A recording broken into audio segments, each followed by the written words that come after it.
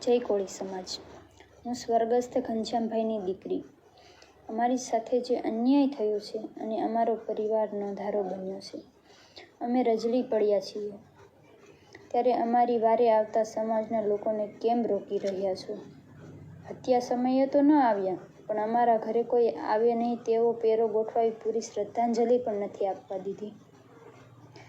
આવા મોટા કોળી સમાજના પરિવાર પર આ તાનાશાહીઓ દ્વારા અત્યાચાર ગુજાર્યો છે, ત્યારે સમાજ અમારી વારે આવ્યો છે તો તેને કેમ રોકી રહ્યા છો? તમે કેમ અમારી બદબૂ વાલ્યો છો? મારી હાથ જોડીને પ્રાર્થના છે કે અમને ન્યાય અપાવવા। અમારા મકાન પડી ગયા છે, મકાન કરી દેવામાં અમારો સમાજ આવે છે તો તમે કેમ એને રોકી રહ્યા છો? મારી તમને એક જ પ્રાર્થના છે કે આવો નહીં તો કાંઈ નહીં, પણ આવે છે એને શું કામ રોકો છો? જય કોળી સમાજ, જય વેલના, જય માંધાતા। વિણહિયા ખાતે 9 માર્ચના રોજ આયોજિત સમસ્ત કોળી ઠાકોર સમાજના મહાસંમેલનમાં આવો અને આપણા બંધારણીય હક અધિકાર વિશે જાગૃત બનો।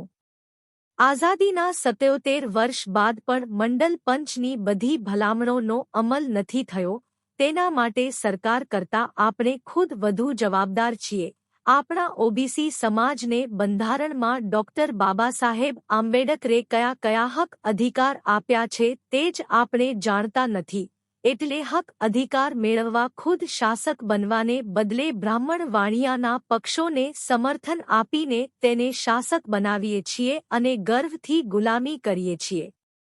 સવર્ણોની સરકારે 6 થી 7% ગરીબ જનરલ સવર્ણોને 10% ઈડબ્લ્યુએસ આરક્ષણ આપી દીધું, પરંતુ 65% જેટલા ઓબીસીને ફક્ત 27% આરક્ષણ મળે છે, તેના વિશે કેમ કોઈ બોલાતું નથી? જે સરકાર આપણા હક અધિકાર આપતી નથી તેને જ આપણે વારંવાર મત આપીને સત્તા સોંપી દઈએ છીએ, પછી તેની પાસે ભીખ માંગીએ તો આપણી બરબાદી માટે આપણે જ જવાબદાર છીએ તેમ માની શકાય કે નહીં? દેશમાં સરકારને આશરે 65% ઓબીસીને જાતિ આધારિત સર્વે કરાવીને 65% આરક્ષણ આપતા કોણ રોકે છે? મુસ્લિમો કે વર્તમાન સરકાર? કોળી ઠાકોર ઓબીસીના વિરોધી કોણ? તે વિચારો એટલે સમજાઈ જશે। જય ભીમ, જય સંવિધાન, નમો બુદ્ધાય।